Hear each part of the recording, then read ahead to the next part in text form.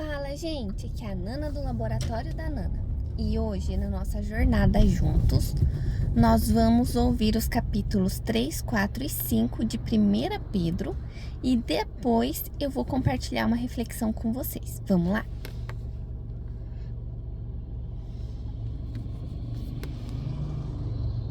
Primeira de Pedro, capítulo 3. Deveres dos casados. Igualmente vocês, esposas, estejam sujeitas, cada uma a seu próprio marido, para que, se ele ainda não obedece à palavra, seja ganho sem palavra alguma, por meio da conduta de sua esposa, ao observar o comportamento honesto e cheio de temor que vocês têm. Que a beleza de vocês não seja exterior, como tranças nos cabelos, joias de ouro e vestidos finos, mas que ela esteja no ser interior, uma beleza permanente de um espírito manso e tranquilo, que é de grande valor diante de Deus. Pois foi assim também que, no passado, costumavam se enfeitar as santas mulheres que esperavam em Deus, estando cada qual sujeita a seu próprio marido. Foi o que fez Sara, que obedeceu a Abraão, chamando-o de Senhor, da qual vocês se tornaram filhas, praticando o bem e não temendo perturbação alguma. Maridos, vocês igualmente vivam a vida comum do lar com discernimento, dando honra à esposa por ser a parte mais frágil e por ser coerdeira da mesma graça da vida. Agindo assim, as orações de vocês não serão interrompidas. O amor fraternal.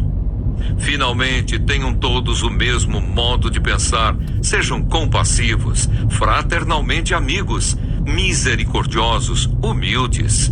Não paguem mal com mal, nem ofensa com ofensa. Pelo contrário, respondam com palavras de bênção, pois para isto mesmo vocês foram chamados, a fim de receberem bênção por herança. Pois aquele que quer amar a vida e ter dias felizes, refreie a língua do mal e evite que os seus lábios falem palavras enganosas. Afaste-se do mal e pratique o bem, busque a paz e empenhe-se por alcançá-la. Porque os olhos do Senhor repousam sobre os justos e os seus ouvidos estão abertos às suas súplicas. Mas o rosto do Senhor está contra aqueles que praticam o mal, sofrendo como seguidores de Cristo. Ora, quem há de maltratá-los se vocês forem zelosos na prática do bem? Mas mesmo que venham a sofrer por causa da justiça, vocês são bem-aventurados. Não tenham medo das ameaças, nem fiquem angustiados. Pelo contrário, santifiquem a Cristo como Senhor no seu coração, estando sempre preparados para responder a todo aquele que pedir razão da esperança que vocês têm. Mas façam isso com mansidão e temor, com boa consciência, de modo que naquilo em que falam mal de vocês, fiquem envergonhados esses que difamam a boa conduta que vocês têm em Cristo. Porque se for da vontade de Deus, é melhor que vocês sofram por praticarem o bem do que praticando o mal. Pois também Cristo padeceu uma única vez pelos pecados, o justo pelos injustos, para conduzir vocês a Deus. Morto sim na carne, mas vivificado no Espírito, no qual também foi e pregou aos espíritos em prisão, os quais, noutro tempo, foram desobedientes quando Deus aguardava com paciência nos dias de Noé, enquanto se preparava a arca, na qual poucas pessoas, apenas 8, foram salvas através da água. O batismo que corresponde a isso agora também salva vocês, não sendo a remoção das impurezas do corpo, mas o apelo por uma boa consciência para com Deus, por meio da ressurreição de Jesus Cristo, que depois de ir para o céu, está à direita de Deus, ficando-lhe subordinados anjos, potestades e poderes. 1 de Pedro, capítulo 4. Vida segundo a vontade de Deus. Ora, tendo Cristo sofrido na carne, estejam também vocês armados do mesmo pensamento, Pois aquele que sofreu na carne rompeu com o pecado, para que no tempo que lhes resta na carne, vocês não vivam mais de acordo com as paixões humanas, mas segundo a vontade de Deus. Porque basta que no passado vocês tenham feito a vontade dos gentios, tendo andado em práticas libertinas, desejos carnais, bebedeiras, orgias, embriaguez e em detestáveis idolatrias. Por isso, falando mal de vocês, estranham que vocês não se juntam com eles no mesmo excesso de devassidão. Eles que terão de prestar contas àquele que é competente para julgar vivos e mortos. Pois para este fim o evangelho foi pregado também a mortos, para que, mesmo julgados na carne, segundo os homens, vivam em espírito, segundo Deus. Bons administradores da graça de Deus. O fim de todas as coisas está próximo. Portanto, sejam criteriosos e sóbrios para poderem orar. Acima de tudo, porém, tenham muito amor uns para com os outros, porque o amor cobre a multidão de pecados. Sejam mutuamente hospitaleiros, sem murmuração. Sirvam uns aos outros, cada um conforme o dom que recebeu, como encarregados de administrar bem a multiforme graça de Deus. Se alguém fala, fale de acordo com os oráculos de Deus. Se alguém serve, faça-o na força que Deus lhe dá, para que em todas as coisas Deus seja glorificado por meio de Jesus Cristo, a quem pertence a glória e o domínio para todo o sempre. Amém. Coparticipantes dos sofrimentos de Cristo. Amados, não estranhem o fogo que surge no meio de vocês, destinado a pô-los à prova, como se alguma coisa extraordinária estivesse acontecendo. Pelo contrário, alegrem-se na medida em que são coparticipantes dos sofrimentos de Cristo, para que também, na revelação de sua glória, vocês se alegrem, exultando. Se são insultados por causa do nome de Cristo, vocês são bem-aventurados, porque o Espírito da glória, que é o Espírito de Deus, repousa sobre vocês. Que nenhum de vocês sofra como assassino, ou ladrão, ou malfeitor, ou como quem se mete na vida dos outros. Mas, se sofrer como cristão, não se envergonhe. Pelo contrário, glorifique a Deus por causa disso. Porque chegou o tempo de começar o juízo pela casa de Deus. E se começa por nós, qual será o fim daqueles que não obedecem ao Evangelho de Deus? E se é com dificuldade que o justo é salvo, que será do ímpio e do pecador? Por isso também os que sofrem segundo a vontade de Deus entreguem a sua alma ao fiel Criador na prática do bem. 1 de Pedro, capítulo 5. Conselhos para o povo de Deus. Aos presbíteros que há entre vocês, eu, presbítero como eles, testemunha dos sofrimentos de Cristo e ainda co-participante da glória que há de ser revelada, peço que pastoreiem o rebanho de Deus que há entre vocês, não por obrigação, mas espontaneamente, como Deus quer. Não por ganância, mas de boa vontade. Não como dominadores dos que lhes foram confiados, mas sendo exemplos para o rebanho. E quando o Supremo Pastor se manifestar, vocês receberão a coroa da glória, que nunca perde o seu brilho. Peço igualmente aos jovens, estejam sujeitos aos que são mais velhos. Que todos se revistam de humildade no trato de uns com os outros, porque Deus resiste aos soberbos, mas dá graça aos humildes.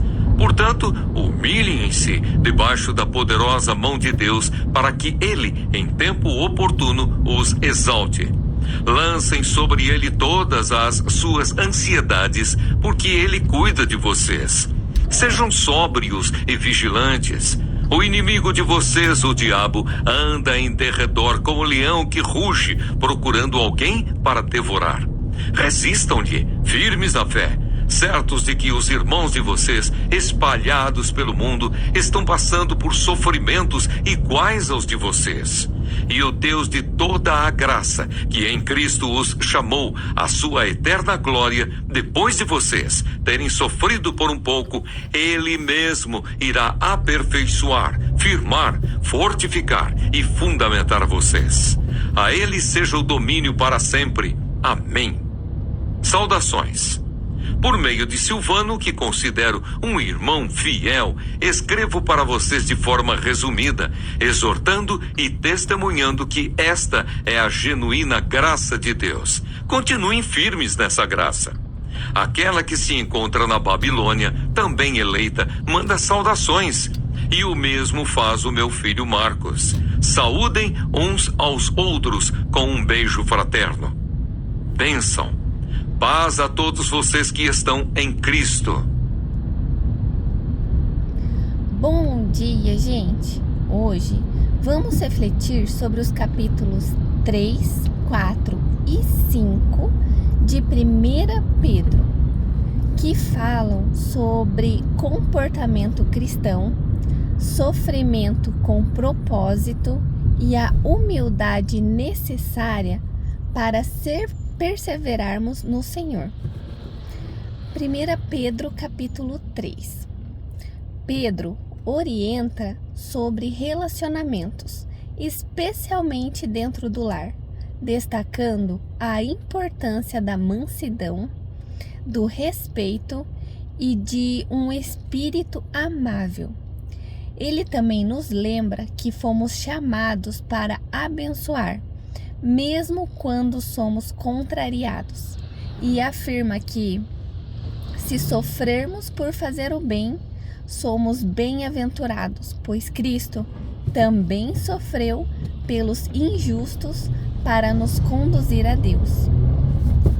Aqui aprendemos que o cristão é chamado a responder com bondade, mansidão e firmeza no bem, mesmo quando isso parece ir contra a lógica humana. 1 Pedro capítulo 4. Esse capítulo fala sobre viver para a vontade de Deus e não mais para os desejos humanos. Pedro nos lembra de que o tempo para viver no pecado já passou. Agora, nossa vida deve expressar sobriedade, oração, amor sincero e serviço.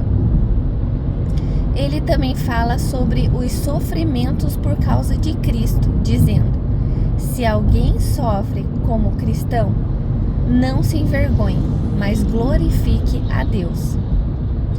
Aqui aprendemos que o sofrimento por Cristo não é derrota, é honra, e nosso propósito é viver de forma que Deus seja visto através de nós. 1 Pedro capítulo 5. Aqui, Pedro exorta líderes e crentes a viverem com humildade.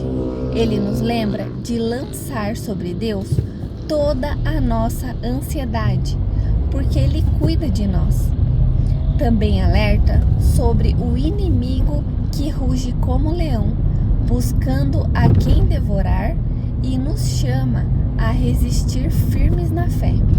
No final, destaca que o Deus de toda graça, depois de um pouco de sofrimento, nos restaurará, nos fortalecerá e nos firmará. Aqui aprendemos que a vitória está em permanecer humildes, vigilantes e confiantes no cuidado de Deus, sabendo que Ele nos sustentará.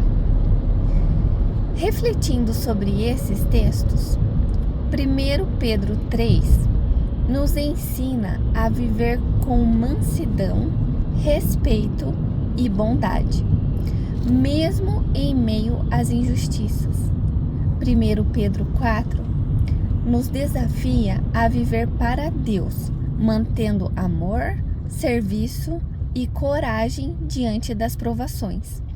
E 1 Pedro 5 nos chama à humildade, vigilância e confiança no cuidado fiel do Senhor, que nos restaura e nos fortalece. Que hoje o nosso coração escolha a mansidão, o amor e a confiança em Deus. Que vivamos com propósito, resistindo ao mal e entregando nossas ansiedades nas mãos daquele que cuida de nós.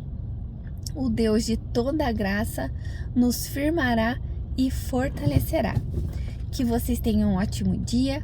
O vídeo vai ficar disponível no YouTube, então lembre de se inscrever no canal, de curtir o vídeo, de compartilhar. Fiquem com Deus e até a próxima. Tchau!